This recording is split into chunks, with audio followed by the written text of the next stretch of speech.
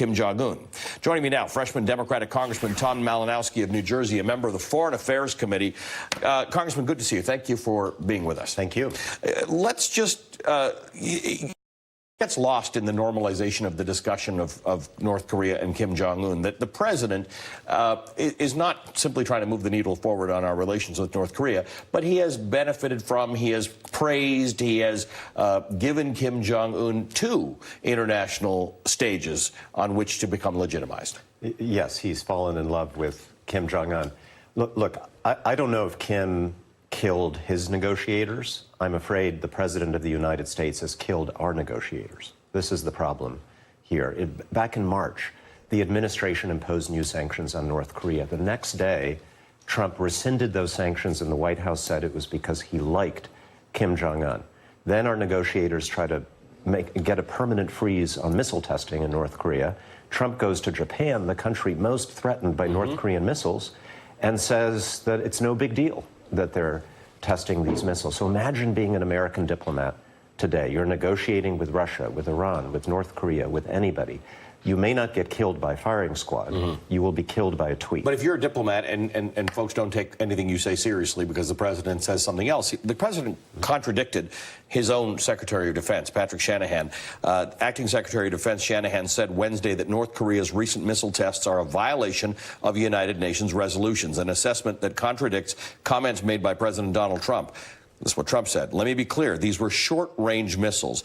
Those are a violation of the UNSCR. That's what Shanahan said, he told reporters. So Shanahan, Bolton, both said that North Korea was in contradiction of UN resolutions, and the president said he didn't really think so.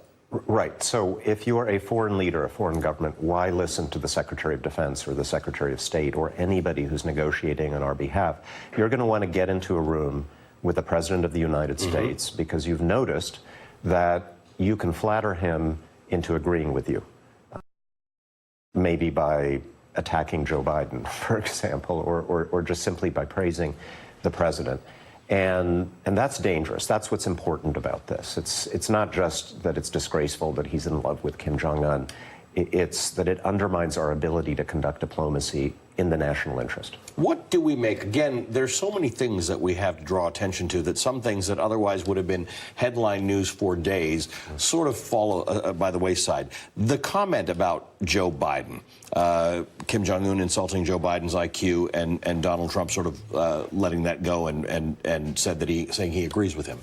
That's the kind of thing that we have for decades in this country felt inappropriate, that once you leave the shores of this country, you don't take your political arguments with you. Well, sometimes you do, right? That rule has often been broken, but I can't think of a time when an American president has quoted an evil dictator in opposition to an American like Joe Biden, a former vice president, somebody who's respected in this country. If Barack Obama had done that, if George Bush had done that, if Bill Clinton had done that, there would have been absolutely no tolerance of that sort of behavior. And so it's what it says about what we're willing to tolerate now that really disturbs me. We know about Trump.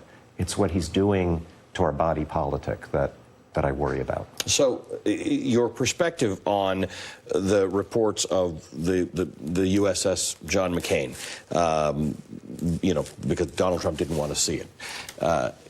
You actually have a more serious concern about this than the idea that somebody was perhaps appeasing the president who didn't like John McCain.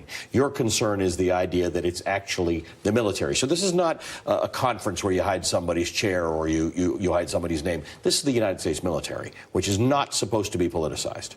Exactly. So if the military is now so afraid of making the president angry that they'll hide John McCain's name, what else are they going to hide to avoid making him angry? Intelligence on Iran, on Russia, on North Korea. That is serious. That's something that, we can't have a servile military any more than we can have a servile Department of Justice. These institutions have to be above politics. They have to be willing to speak truth to power on behalf of our national interests. They serve the country, not a man. Let's talk about this discussion I was just having with Tom Steyer about impeachment. There does seem to be a growing push for amongst your colleagues for people who want to begin some sort of impeachment inquiry. Jerry Nadler, Nancy Pelosi, and other members of leadership in the Democratic Party say, we've got a process, it's underway, let's not rush to something. And some are warning that there might be political consequences, as there were for Republicans going after Bill Clinton. What's your take? I wasn't there even a week or two ago, but I'm at a point where enough already. I've concluded that the rule of law in this country can survive bad people trying to violate it. It can't survive the hesitation of good people to defend it. And at a certain point, it looks like hesitation if people are being ordered not to obey lawful subpoenas, if the Justice Department is being turned into a political weapon against the president's enemies, if the intelligence community is being told you have to give up secrets that our allies have shared with us so that the Attorney General can persecute the FBI, like at some point, you've got to stop screaming about it. You have to speak more softly and carry a bigger stick. And so how does that discussion go amongst Democrats? I think it's a very difficult dilemma for us, because Speaker Pelosi is absolutely right about the Senate. And, a lot of prosecutors won't bring a case if they don't think they can get a conviction in their jurisdiction. But again, I think at the end of the day, in the face of these kinds of offenses against the rule of law, there has to be some institution in Washington that's willing to say there is a line that cannot be crossed. Because if nobody says that, there's no line.